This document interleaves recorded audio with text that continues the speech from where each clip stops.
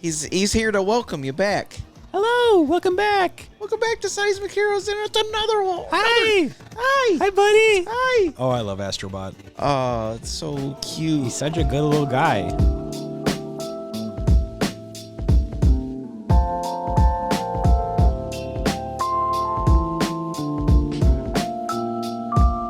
We're back. We're back with our punchy gloves. Back with the punchy gloves. We're looking for our robot pals. Don't say anything bad. He's gonna punch you. He will punch you. He's gonna punch you. Hey, you. It's like Yoshi's. It's It got is, like they are. handheld Yoshis. Handheld Yoshis. Handheld Yoshis. Why didn't the name? That sounds like an invention. Like, you know, the old people like claw thing. Oh, the grabbers. The grabbers, so they can reach up in high places or whatever. Yeah. They don't have to break their back. Yep. They should just make that, but like a glove that's like a Yoshi. Well, so what's funny is when Nintendo started off as a toy company before they were a video game company back in like the 50s. And Right. they used the first toy that they ever made was actually one of those extendo grabbers. Really? Yeah, that was actually one of their, I forget what they called it. Whoa! There he is. I forgot Crash was in this. Hello, little guy. My boy. There he is. Oh. I need to look it up though. It's my boy. It's my boy. Spinning marsupial, not to be confused with a naughty dog. Yeah, that's what it was. The Nintendo Ultra Hand. Oh my God. Yeah, it was a Wow, Japanese. it really was. It was a Japanese children's toy that released in the 60s. Wow. But yeah, that was their first thing. So anyway, the point of all this is like they should make like a new version of it, but they should make it a Yoshi thing. Right, they should. They just blink. Blink. Yeah, and it makes the sound too. Yeah. There he is. Hold on. Hi, buddy.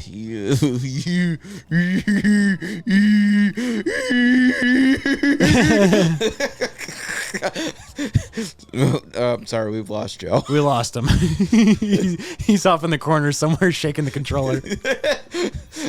Oh, man. It just feels right with Crash being in a PlayStation controller. There's something about it. It's just...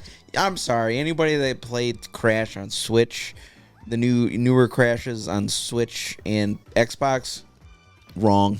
Just wrong. Just wrong. It's a PlayStation guy. And if you played it on a keyboard, fuck you. You play Crash with a keyboard. They're using a Guitar Hero controller. Oh, jeez. Ruining the experience. Yeah, honestly. It's a depressing state. I am more concerned for Crash Bandicoot now than I ever have been. No, don't say that. Considering the state of what's going on with Microsoft and knowing Right. that they own Crash Bandicoot and Spyro. Yeah. It paints a pretty grim picture Yeah, I know. for what could possibly be for the marsupial. What the hell? Oh. Nice. Nice. Nice cock. Nice cock. Nice AI cock. Gotta collect everything. Oh. But speaking of garbage fires, Yeah. High guard. yeah, in the last episode we were talking about High Guard, and we talked about this a little bit when we were doing the Paper Mario playthrough because it was still like pretty fresh. It was fresh. Yeah. I think we talked about like how dramatically their player base dropped. Yeah, it was like the announcement of the game and like how it was received, and wondering if it was going to come out, and it came out, and turns out it's not very good. No. But yeah, I guess they just announced like not too long ago that they're laying off like a massive amount of their staff, God. which is really sad. The thing that was baffling to me about it, and I think that there's a lot of things surrounding it that I think are, people being a little disingenuous, because there's a lot of people that are out there like blaming Jeff Keighley for like the death of the game.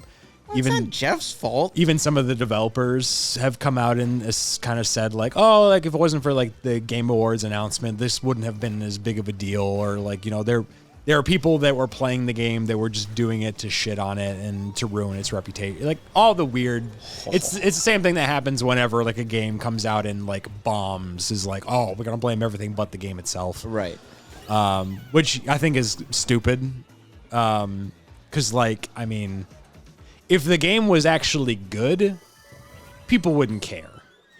And I think the thing I could say at least is like, you could say that game going on last and getting like the big hype that it got, like maybe didn't do it any favors, and they probably could have done it like earlier in the show instead of like putting it at the tail end. But, that game still had like, I think it had a player count of like 100,000 at launch. There are some games out there, developers that would actually commit murder to get those kind of numbers at launch. True. Very true. You got Lost World. This is kind of like Star Road, but for Astro Bot, so they're like more harder levels, more secrets. Oh, we gotta try it. But yeah, I guess like they started laying off the staff because the game didn't meet sales expectations, which is a weird thing for me because the original premise behind Highguard was it was going to be a shadow drop. Yeah. But like with the shadow drop, like with it being announced at the Game Awards, like they definitely got it in front of like some crazy eyeballs. Like they had a crazy amount of people that played that game. So it's like, right. If all of those people playing the game at launch didn't meet sales expectations, like what did they think that game was going to do at launch when they shadow dropped it? Yeah. Like I don't really understand. And this kind of comes back to like the same thing that you and I have talked about a few times of like, people just having like wild expectations, thinking like, oh, we're going to do a live service and we're going to make it Fortnite. So like, right. That's the expectation is we're going to put it out and it's going to get Fortnite numbers. But like, I feel like that's just unrealistic. It is. Especially because it's like, generally nowadays, like when people pick a game that they like really love and enjoy, they generally don't stray away from that game. Right. Like the kids that play Fortnite, it's not like they're going around playing Zelda or Astro Bot or Elden Ring. Like, no, they're playing Fortnite. The kids that are playing Roblox could not give a shit about anything other than Roblox. Right. So it's like, why would they care about Highguard? The kids that play Pokemon, they just want to play Pokemon. Right, yeah, they don't give a shit. Yeah. So yeah, I guess I just don't really understand what their expectations were for this thing, and the whole thing was like, again, if the game was actually good. Yeah, that's the other thing too. I mean, listening to like some reviewers and like people that just play games not to dog on them or whatever, but like they were just like, yeah, this thing's basically like a beta. Like it's not even a finished product. Yeah, it's not even that the people were saying the game was like bad or anything. It's just kind of like, it's another one of those. Did I die? Yeah, I died. Damn. You must have got crushed. Yeah, I must have. So yeah, the whole thing surrounding it is just like baffling. And then you got developers are out there again saying weird things like, oh, people weren't giving it a chance or stuff like that. I'm like, dude, there's a lot of like, yeah, I mean, if you want to be diplomatic about it and you want to say like, of 100,000 people, like maybe 10% of players, like, maybe we're not playing it for, oh, Abe. Nice. Maybe some percentage of people were probably like not doing it because they just wanted a dog on it. But like, there's still probably like a lot of people that were generally being like, okay, I'll check it out. Yeah. Why not? And, again, not to keep reiterating the point, if the game was actually good, those people would have stayed. Right. And it wasn't. It wasn't a good game. They don't really have anybody else to blame but themselves. It's also just like, I don't know, if people just, I mentioned this the other day in our friend chat or whatever, but I just feel like I feel like this is kind of a turning point for the gaming industry where they're finally like, they're realizing to themselves like, oh, maybe we don't need to fucking reinvent the wheel or whatever. Maybe if we actually just concentrate on our own IPs or just coming up with like new ideas and not just trying to like copy what other people are doing or just like, jump on the new fad or whatever. Because like at the end of the day, it's just a fad at the end of the day, and that thing's going to die off. Right. And you're not going to have any legs to stand on if your product is just a lesser version of something that already exists. Yeah. So, like, it doesn't make sense. That's why I appreciate when, like, even, hell, a game like this or Claire Obscure comes out or any of the new Souls games or just anything that like you look at it, Pragmata, even like a game like Pragmata that's coming out soon or whatever. I look at that game, and even though I'm like, I don't know what to make of this game, at the same time I'm also like, it looks new. Yeah. So I still want to try it because it looks like it's a fresh idea. Mm-hmm. So like I want to give that game a chance. But when I see a game like Highguard, I'm like, oh, that's just this. Yeah. So why would I want to play this? Right. It doesn't give me any incentive to be like, let me try this one out versus the other 50 that Wait, are already out. go back. Not to cut you off. What? But I think there's the thing under those leaves. Oh. But yeah, you're right. Yeah, it's the old. I mean, it's the famous Reggie quote of like, if it's not fun, why bother? Right. Like, you know, if you focus on like passion and you're making a game because it's a game and not to say that, you know, I'm sure there was probably some people that were working at Highguard that felt like they were genuinely making a game that they wanted to play. But there's also like the other part of it is like, okay, you're very clearly like chasing a trend.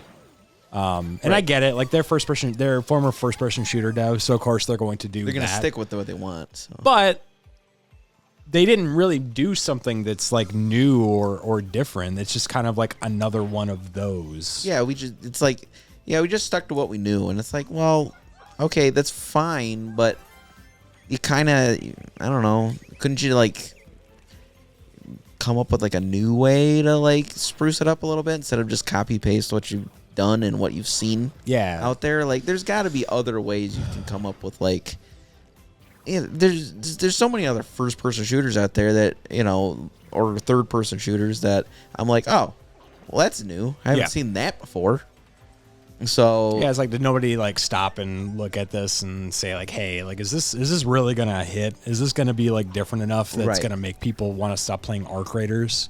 Yeah. Or Helldivers. Yeah, even that. And I think it's weird. Like the I was actually just reading about this, but I think it's like kind of like what you said of like the way people engage with video games nowadays is so different than like when we were kids. Because nowadays it's like, you know, there's so many kids out there that just play Minecraft or they just play Roblox and these things, and they don't go away. So like there seems to be like a genuine sentiment nowadays of like, oh, so like what happens when these kids are done with Roblox? Like, are they gonna come play video games? Or are they just going to stop playing video games? Right. Like when their friends are done playing Roblox, like that's like a genuine thing. That people, and this was the thing that happened when Minecraft came out, where developers were literally like, oh, this is just a game where like you can literally just do fucking anything you want. Right. Like why would a kid ever play anything else when they can just do this for hundreds of hours? Exactly. Like how do we stand a chance? And I think that's like the reason why it's so hard to do something like Highguard and not make it like something original and like really go for finding your own like different niche instead of like chasing trends. Cause like on every platform you look at the top 3 best selling games or like that has the highest player counts. And I'm here to tell you, it's the same games that it's been for the last 5-10 years. It's Grand Theft Auto 5. Right. It's Minecraft.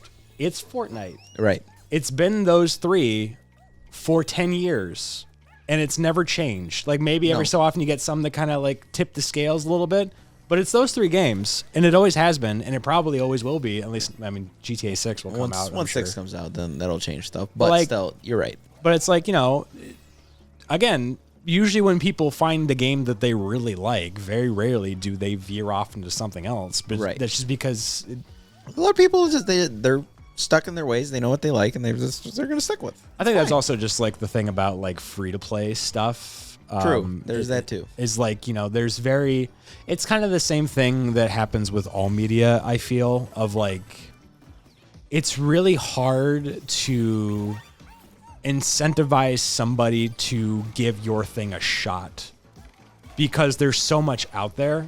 Right. And there's so many free to play games. Like for you to stand out, like it's really hard. Like you look at like this is the thing, I remember having a conversation with somebody about this, but it's like, you ever look at like achievement completion like rankings and stuff like that on like PlayStation or Steam or stuff like that. Sure. For even getting just like base endings of games, like the percentage of those things is usually like 10%. Right. And it's like So true. even for big games like Elden Ring, like just Yeah. to get like the basic bitch ending of the game, I think it has maybe like 20% of players even finish the game. Right. And that happens for everything. And I think that's just like the way that people play games is like there's so many different things and so many of them are so close to being the same thing that it's hard to get people to try your thing or stick with your thing. And they just stick with the thing that their friends are playing, which is like Roblox and Fortnite. Right. And there's nothing wrong with it. It's like, hey, that's what my friends are playing on. So like, why? Unless my friends transition and they're like, hey, you know what? We did try High Guard. Right. You know what? We do like it. So like, hey, maybe you should give it a shot. We can play together or whatever. It's like they're not going to deviate off of that. No. And why would they? Yeah, it's not like it used to be where it's like you go into a game store, you'd pick a thing, and it's like you didn't really get games that often, so you kind of had to stick with it and just kind of power through it.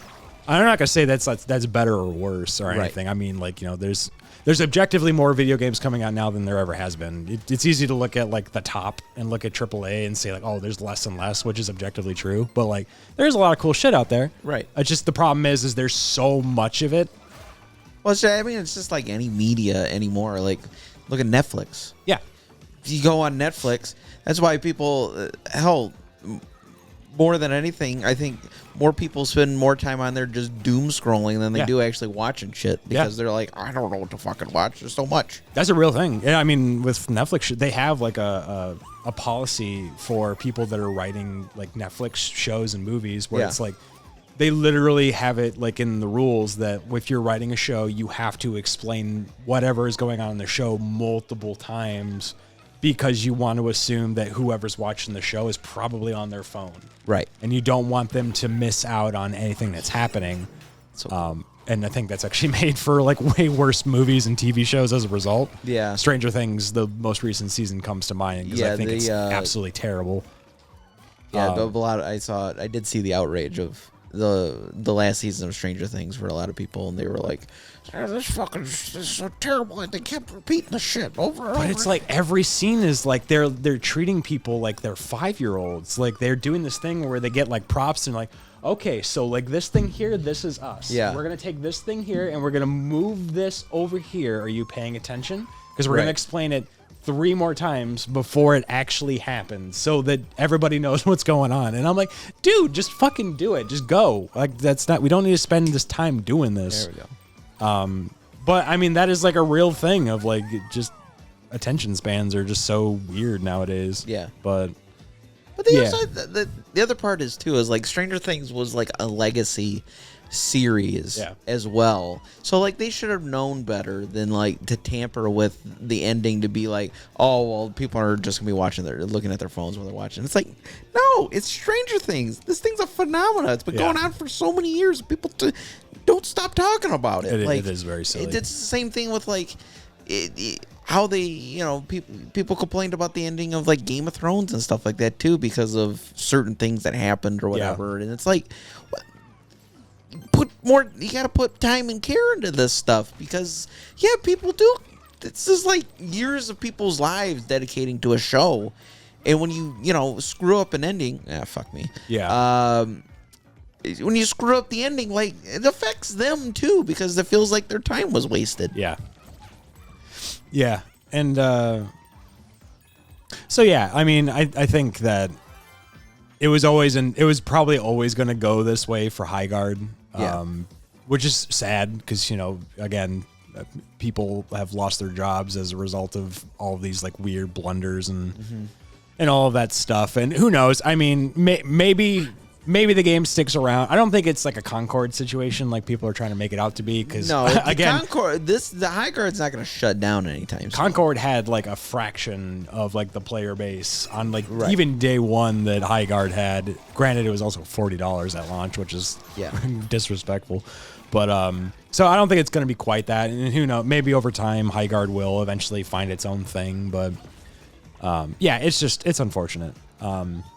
And I think it just kind of goes to show that, like, I think that players in general for video games, like they can tell passion. Like when you play this game, you can see like genuine passion and like a love for what it is that they're doing. Right. Like it feels like it's a well-crafted thing, and everybody really wanted to make. I mean, all developers want to make something cool, but you know, it feels like this is a game that's being made because they're not tracing trends. This is a game that's being made because they looked at this idea and said, "Hey, this Right. I want this to exist in the world." Like Expedition 33 comes to mind as another game that's like, we want to see something like this existing, like Final Fantasy used to. So let's make our own. Right. And I think that's the reason why that game caught fire in the way it did, is because everybody's like, "Oh shit, this is fucking cool." And yeah, like word of mouth, like just kind of worked the way that it should, and that game did crazy well because of it. So I'm do hope that video games, they'll kind of go back to that old style of like, let's just make something cool. Like let's not make it crazy expensive. Let's just do it cheap. Just focus on making it fun and interesting, and not just chasing trends. It's not to say you can't do that, because you know, maybe Marathon will come out and it'll be cool. Who knows? But like you don't have to avoid that stuff. But you know, spend some time like making some cool shit like Astro Bot. One of those. Yeah. These are the fun platforming challenges. This even sounds like a Crash Bandicoot level. A little bit. Hey, Jack. Hey, buddy. Oh. Speaking of franchises that should come back. Oh, a new Jack and Daxter in the year of my Lord and Savior in 2026. Jesus Christ. That'd be pretty cool. Naughty Dog. You should do it. That would be cool. I would actually like to see what a current Naughty Dog could do with the Jack and Daxter IP. If they weren't doing Intergalactic and all of that stuff. I'm just happy they're doing something that's not just Last of Us or Uncharted. Yeah, it's true. Whatever Intergalactic ends up being, it seems like it's going to be like a third-person action game. It's going to be some sort of SJW fucking bullshit or whatever. They're always fucking trying to indoctrinate me. There's a lot of that. As soon as I saw that the main protagonist was going to be a woman, I'm like, oh, the internet's going to be really cool about this. Uh-huh. And sure enough, I was right. But, yeah, I don't know what that game's going to end up being. But right, nobody knows what that thing's going to be. It looks neat. And it's not even supposed to come out until next year, so... Yeah. So, you know what that means? More than likely, old Neil Druckmann is probably cooking up something for Summer Games Fest, so that way he can show it off for Jeff Keighley to make it the last announcement. I'm sure. Yeah. So I'm sure they will have to talk about it pretty soon. Yeah. I'm very curious to see, because, I mean, this year, especially, like, I'm just kind of curious to see what everybody has, like PlayStation and Nintendo. Oh. Nah. Got him. Yeah, get coins. Let's go. Damn, you almost got 1,000 coins. Yeah, so I'm just excited to see something new. Yeah. Coming from Nintendo and PlayStation. And also, going kind of harkening back to the last episode or whatever, but just kind of mentioning about how Nintendo's recent Direct or whatever is pretty disappointing. To be fair, it was just a partner Direct. Yeah. It was a partner Direct early in the year. It had nothing to do with Nintendo IPs or anything like that. So, and almost guaranteed Nintendo will have their own Direct coming soon. Yeah. So, did I just want to make sure I did everything. Yes, I got that one. Fuck me, I didn't get all my puzzle pieces. I don't remember what the puzzle pieces do. I know what the guys do. I don't remember the puzzle pieces, though. That's fine. So if you see those little asteroids hanging on the left there, the ones that are floating around, yeah, I think those do something if you run into them. Yeah, that guy. Oh, that guy. That does something, too. Yeah, it's like a little bonus level. Oh. I think those floating star bits do something, too. Rolling Star Sola. Roll. Ooh. So pretty. It is pretty. Rolling Star Sola. I think I don't know if this is out. I think it is, but I think they added new levels to this game. Oh, did they? I think so. They're like bonus levels. I feel like somebody told me that there was new stuff in this game. If that's the case, there's some stuff in here that even I haven't seen. Astro Bot new levels. Astro Bot. Astro Bot received a free update on July 10th, 2025, adding 5 challenging new levels to the Vicious Void Galaxy. Oh. So there are new levels. That's cool. Yeah, so they added it like not too long ago, it sounds like. So I definitely have not seen any of that. Oh, those are good sounds. Man. Man. This game's cool. It's the cat. It's the PlayStation cat. Oh. Is it Neko-sama? PlayStation cat. In Japan, the PlayStation mascot was a little cat. Oh, okay. The aspirational to purr is human. It is true. Purr is human. Hi, little guy. Oh, so cute. I'm very curious to see what a new Mario looks like. You want to blow up the sun. Get him. Get his ass. Hey. You know the sun, if it could talk, would have like a fucking Fat Albert kind of voice. Oh my god. You know it would be fucking like, hey, I'm just bringing in bright, shiny day. Dude, I would be so annoyed if the sun could talk and like every morning when it wakes up, you just hear like vibrating in the sky. Hey, welcome to a brand new beautiful day. I would end it. I would end it right there. It would be over. Come on. Oh. I wouldn't make it past day 2. One past day 2. Somebody shut that thing up. All right, we're blowing up the sun. It's been a good ride. It's time for the Arctic winters to consume us all. The levels are just so inventive. They are. They're so fun. Does give me the same vibe of playing the Crash 4. Yeah. Where every level is like bright and shiny and like it's very well polished and made, and everything just brings like a new feel to the game, and I don't know, it just feels so good. Whoa. Holy fuck. Donkey Kong. Hey, Donkey Kong, that's Gonna get a lawsuit from Universal. Hello, little monkey man. Up. Get out of here. Goodbye, monkey man. This game does remind me of Mario 3D World. Yeah, I agree. Just the way the levels are laid out. They're like, it's kind of open, but not really. It's still kind of linear. Right. There's a path that you like have to go on, but at the same time, you can kind of do whatever. Yeah. Bot rescued. Hell yeah. We love that. Nice. Uh-oh. Oh, that's satisfying. Oh, not the muck. In the mucky muck. Oh, I got splooged on. Woohoo! Little guys. Little dudes. What are you doing up there? All right, whatever. Ew. Ooh, yucky. Ew, gross. Stepping gum. Yucky. What the hell?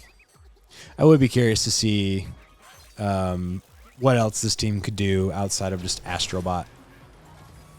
A lot of people want them. I was thinking that this would pop up earlier, but a lot of people want them to make Ape Escape. A new Ape Escape video game. I think that would be pretty cool. That would make sense. Whoa! Damn. Hell yeah. Oh yeah. Thanks, bud. So cool. It is very. What? Dog. Hello. Whoa. Oh, okay. Hell yeah. That's It's a dog jetpack. yeah. It's It's a dog pack. It's a dog jet dog world. Oh, that's good. That's good. Glass breaking. A little PlayStation sacred symbols. Nice. We love this. We love everything about this. It's such a joy. It is such a joy. Can you double jump with this thing, or is it just a forward dash? Nope, I guess not. Just a forward dash. That's it. Hell yeah. Get him. We love it. We love it. We love it. I'll be honest. The first time I played this game, I was a little depressed. Yeah? It's just you see all like the PlayStation characters, and you just kind of go through memory lane of all these things, and you're like, man, a lot of these dudes aren't around anymore. Yeah. They don't. It's like, oh, hey, Ape Escape. It's been a long time since they made one of those. It's like, oh, Parappa the Rapper's there. They should probably make another one of those one day. And then you sit down and you're like, oh, man, most of the studios that made these games aren't around anymore. Yep. And it's just kind of a bummer. It's still cool to see, though. I'm glad that somebody remembers that these franchises still exist. Yeah. It's like, hey, you guys are sitting on a literal gold mine of IPs, and you're doing nothing with them. Literally nothing with it. Oh, I can shoot a basket. Oh, yeah. Huh. Oh, there you go. Wow. Nice. Jammer Slammy. God damn it. There's another one. There's another one. Somebody remembers Jammer Lammy. I found out about this the other day, and it started like a new obsession of mine. Oh, no. There's apparently in Japan, they made an Jammer Lammy arcade cabinet. Yeah? Where it has guitar controllers. Oh, let me guess, you want it? I want it really badly. How much is it? It's probably more money than I will ever see. Because they're apparently stupid rare. Actually, I won't find those. I doubt you'd even be able to find it online. Hold on, let me find photos of this thing. He needs I want it so guys, bad. He needs it so I bad. want it so bad. He needs it so bad. Let's see. Am I getting... Oh, I need to go in here. This is it. This is the ultimate. This is the ultimate. Damn. Yeah, it's huge. It's colorful. Yeah, there's pretty cool. There's 2 guitar controllers that you play with it. I'll throw a photo up on the... Fuck me. I on hit the screen. keep hitting the wrong button. But goddamn, it's so good. I want it so bad. I mean, that would be pretty sick to have. Yeah, I don't know if they came out over here. I think it was just a Japanese... That looks like a Japanese-only type thing. Exclusive thing, but it's very rare to see, like, PlayStation games get, like, a arcade cabinet. Right.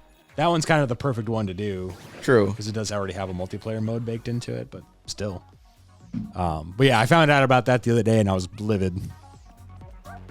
Because I want to play it.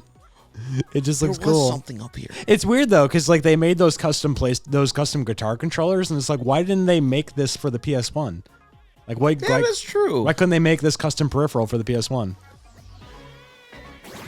I'm sure somebody maybe has like made their own at some point, but it's probably. I think it's literally just like they took the PlayStation buttons and they literally just put it on like the guitar neck. Yeah. Kind of like Guitar Hero. I mean, that makes sense. But still, it's pretty cool. Pretty cool. Can you hit that little... There's like a little dog, that thing there in the center. Can you hit that? Oh, I wasn't even paying attention to that. Timber? Wow, you split it in twain. Literally. That's pretty impressive, honestly. Robin Hood split his arrow in twain. What's the... Oh, yeah. Speaking of older movies, so the other day I watched, just because I guess, I don't know, for whatever reason, well, she really wanted me to watch it because it has Mike Myers in it. But I watched the first time I Married an Axe Murderer. Okay, sure. Wow. Like all of Mike Myers' characters came from like that one movie. Yeah. Like Pretty much. I was like, it was very surprising on like he was also his dad in the movie as well. Yep. And he said he was just doing like the fucking Shrek voice. I forget if that and was... the fat bastard voice. Was that his first movie? I know that was like a fairly early one. It was. For him. It was like 92, 93. That sounds right. Because I think that was during his SNL days. It was. It definitely was. Let me see. Man, apparently he was on TV shows in the 70s. Really? Guess so. There's a show called King of Kensington. Huh. Well, I mean, he is Canadian, so That's true. he's. Oh no. Okay, same year, but Wayne's World. Yeah. Oh, okay. That Well, would- I mean, that- like that would've been that the would have first. been the peak of his career there. So No, I missed it. nice. He's a sumo guy. That's pretty cool. Wayne's World. Is this actor? Is this? Yeah, this is actor. Unless, yeah. Okay. Okay. Bizarre Okay. Meet Julie. Okay. Wayne's World. Apparently, he was in the Alice Cooper "Feed My Frankenstein" music video. Nice. Okay, so yeah, Wayne's World was 92, So I Married an Axe Murderer was 93. So Wayne's World was okay. first, Axe Murderer was second. Well, I mean, Wayne's World was like very like one of the top skits that they had on there. So like That was the bit that made him for sure. right. Him and Dana Carvey. Oh yeah. Wayne's World. Wayne's World. Party time. Excellent. Man. Oh my god. And then that year was also Wayne's World 2. A movie that nobody remembers. Well, I wouldn't say nobody. Well, somebody does, I guess. I know somebody. Does she like Wayne's World 2? Oh, I mean, she likes Wayne's World. I love Wayne's World 1, but Wayne's World 2 is kind of like, eh. It's not a bad movie. It's just not as good as the first one. Wow. Not as good as the first one, he says. No, it's not. It's not. It's not. It's not. And then after that, a couple years later, was Austin Powers 1. Yeah, baby. Yeah, baby. Oh, yeah. I saw a thing. Daniel Craig. That's right. Daniel Craig said something about how Austin Powers, like, ruined James Bond. I could see it. Oh! You gotta save him. You gotta. Oh, is that Parappa? You gotta save him. Oh, actually, never mind then. You know, fuck off. You gotta No. believe. No. See ya. You gotta save him. I know how much you love Parappa. So I'll Save him. save him. Save that guy. That's my guy. That's my little dude. Yeah, I can see that. I can see, because that would have been when Austin Powers came out. That would have been around the time when the Brosnan movies were starting. Right. And like his whole thing was like they literally because of the parody thing with Austin Powers and like how popular it got and stuff, like they basically went through like every trope that was in a Bond movie possible, and basically kind of like uncovered exactly everything that kind of made what a Bond movie was. Yeah. And so, you know, he was basically just like, well, they kind of fucked us, honestly, because now people aren't going to take it seriously. now, anymore. yeah, exactly. They're not going to take it seriously. So like we can't do that anymore. So when he when he took over, like they had to basically come up with a whole new idea. You know, I mean, they kind of needed it concept, if you will. anyways. I mean, at that point, when Austin Powers came out, like the original ones were like around since like the 70s, the 60s. There had already been so many of them at that point, and so many different Bonds that like. No, I mean The Austin Powers movies definitely, like, you know, they definitely spoofed it into oblivion, where it's like, okay, we can't do these bits because now everybody knows, and they're gonna think of Austin Powers. Yep. Exactly. But, you know, it's not like the Bond movies that were coming out around Austin Powers were anything to write home about. No, for sure. Like, people definitely... It wasn't until, like, maybe the Brosnan movies where they kind of had, like, a second wind when you saw, like, GoldenEye and No Time to Die or whatever. No, I forgot what it was. No, it's not No Time. It's The Day After Tomorrow. Yeah, Day After Tomorrow. And then Die Another Day. Yeah, like those movies did give it a little bit more of a resurgence, but yeah, that it definitely needed a shot in the arm. Like if Austin Powers wasn't the catalyst, it needed to happen at some point. But yeah, I think the same thing could probably be said for Star Wars and like a few other movies that have had spoof, like the Mel Brooks movies come to mind. Yeah, like the spoofs on Star Wars and like other like classic staples like Hitchcock movies and stuff like that. Like once you kind of know the bits, like it does kind of take a little bit of the luster away from the original. Oh, Lammy! No! I didn't notice that they were the Shocky guys. So I think that is just the nature of like the spoof. At some point it just becomes a running joke in the back of your mind. Because now when I think of the James Bond stuff, I also think of the Austin Powers bits. Right, exactly. I think of Dr. Evil and like, I want gold. I just want to put freaking lasers on top of the sharks' freaking heads. It's so good. Din din. Dun, dun. I want chicken. Chicken, I want flavor. Meow mix, please deliver. So good. Oh, I gotta watch those movies again. God so good. damn it. Can we just pause the episode and watch Austin Powers? Sure. Why not? We could play the Austin Powers pinball game. I don't know if you want to do that, but Probably not. I think there's an Austin Powers Game Boy game too. I think you are right. I thought they were all just pinball, though. They might be. I forget. Yeah. Now I'm curious. I'm pretty sure I don't only remember pinball ever being made, but Austin Powers video games.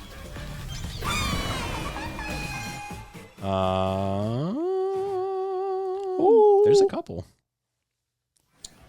Austin Powers games. There's Austin Powers Mojo Rally, which is a kart racer. Austin Powers Oh Behave on the Game Boy Color. Oh Behave, which is a weird puzzle party game, I guess. Okay. IGN gave it a 3 out of 10. Not surprising. There's Austin Powers Operation Trivia. That was on the PC. Okay. Austin Powers Pinball, the PS1 classic. Of course. There was an Austin Powers... Oh, there was a canceled Austin Powers PS2 game. I guess that was supposed to happen. Yeah, and instead we got fucking Leisure Suit Larry instead. So. Magnum cum laude. Yeah. And there was Austin Powers Welcome to My Underground Lair on the Game Boy Color. Wow. Which is a platformer game, I guess. Weird. Huh. That IGN also gave a 3. Nice. So the Austin Powers franchise doing wonders in the video game space. There's no need for it. You don't need Austin Powers in a video game. Just watch the fucking movie. Watch the movies. That would be so okay. If they were going to make an Austin Powers video game, I want it to be like a spoof of the GoldenEye N64 game. Well, it would have to be. That would be really good. Yeah, it would have to be. Like instead of using like guns, it's like Austin Powers doing judo chop. Yeah, exactly. Something like that. That'd be really good. Yeah. I could see an Austin Powers game being made now, and they just use like the Hitman engine or whatever, and it's just because look at the Hitman games. Like you get to throw bananas and kill people. Like kill people with the tomato soup can. Yeah, like come on. Oh, that'd actually be really good. It's literally Austin Powers. Oh, it writes itself. IO Interactive. All you got to do, just make an Austin Powers game. That would be fucking awesome. They should do that instead of the crossovers with fucking Eminem. Or what was the most recent one that they did with what the other musician Kenny G? Not Kenny G. Kenny Chesney? Who the fuck did they have? Kenny from South Park? This is gonna drive me crazy. Kenny Albert? No, I'm thinking of 007. Kenny from high school who still owes me $5? Oh no, I'm sorry. I'm thinking of the wrong person. Lenny Kravitz. This was in the 007 First Light. Yeah. Instead of doing these things, they should make an Austin Powers game. You combine both of his first and last name, you got Kenny instead of Lenny Kravitz. You just called him Kenny. Kenny Lavitz. Kenny Lavitz. Yeah, that's his name. Sounds like my accountant. No relation. Kenny Lavitz. He's very good with the numbers. Yeah, he is. He's very good with the numbers. He does not have dreadlocks. He wears a white button-up shirt and khakis every day. He wakes up in those. He goes to sleep in them. He's as white blue collar as it gets. Yeah, literally. Oh. All right. Well, thanks for joining us on another Astro Bot episode. Yeah. If you're liking the playthrough and you want to support the channel, just leave us a little like. Leave us a comment down in the comments below. Tell us what your favorite Mike Myers movie is. Yeah. I want to know what your favorite movie is. Favorite Mike Myers movies. Yeah. Anything, name it. If it's Cat in the Hat, I'm going to ban you. Just gonna say it. Oh no. That's the one exception to the rule. If you even mention Cat in the Hat, it's an automatic. It's not automatic. It's gonna DDoS your computer. It's over. Oh. But yeah, subscribe to the channel if you're enjoying the content, and we'll see you next time.